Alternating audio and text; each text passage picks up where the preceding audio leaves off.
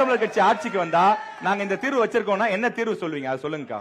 அண்ணா, குப்பை பொறுத்த வரைக்கும் கழிவு திடக்கழிவு மேலாண்மை இதுல 5 பிரிவுகளா பிரிக்கலாம். குப்பை சேகரிப்பு, கழிவுகளை பிரித்தல், மறுசுழற்சி, உரம் தயாரித்தல், பாதுகாப்பான முறையில் அகற்றுதல். இதுதான் அதோடைய முறை. இப்ப எப்படின்னா வீடு வீடா குப்பை வாங்குவாங்க. அதை வீட்டில இருந்து வாங்கும் போதே தரம் பிரித்து வாங்குவாங்க.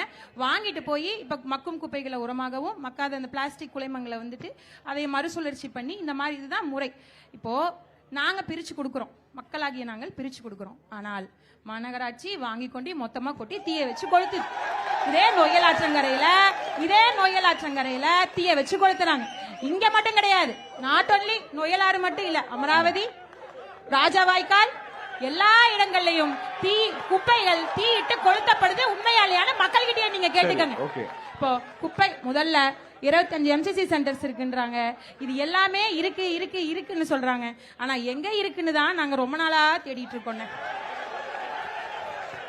பாருங்கண்ணே, தினசரி குப்பை ஒரு சுருக்கமா சொல்றேன் பாருங்க. தினசரி குப்பை 573 இருந்து 700 டன். இதுல 60 வார்டு இருக்குன்னு வச்சுக்கோங்க. வீடு நிறுவனங்களை சேர்ந்து 3.1 லட்சம் இருக்கு. ஒரு வருடத்திற்கு சாலிட் வேஸ்ட் மேனேஜ்மெண்ட்ல செய்யக்கூடிய செலவு 50 இருந்து 70 கோடி. அதை முறையாக இங்க செயல்படுத்துறாங்களா? போதுமான மேன் பவர் இருக்கா? இவங்க கிட்ட இருந்து போய் குப்பையை வாங்குறதுக்கு போதுமான மேன் பவர் இருக்கா? போதுமான வாகனங்கள் இங்க இருக்கா? எதுவுமே இல்ல. இப்ப நாம் தமிழர் கட்சி ஆட்சிக்கு வந்தால் இதை முறைப்படுத்துவோம். 1960 ஆரம்பிச்சது இந்த குப்பை மேலாண்மை. 2014-16 இருந்து இவங்க சொன்னாங்க. எது சயின்டிபிக் ரீதியா குப்பைகளை முறைப்பட்டது? ஆத்தோரத்துல கொடி கொட்டுறதா? ஒரு குற்றச்சாட்டு நீட்சி தான் இது.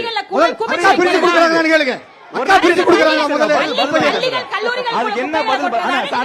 நீங்க சொல்லுங்க. அவங்க சொல்றாங்க குப்பை அள்ளுறதுக்கு போதுமான வாகனம் இல்ல.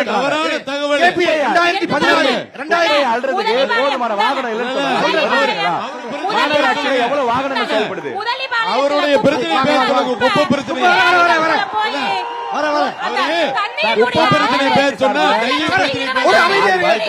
குப்பை பிரச்சனையை முழுவதும் விளக்கம் கொடுக்கிறேன். குப்பை பிரச்சனை நிகழ்ச்சியுடைய நோக்கம் இப்படி மாறி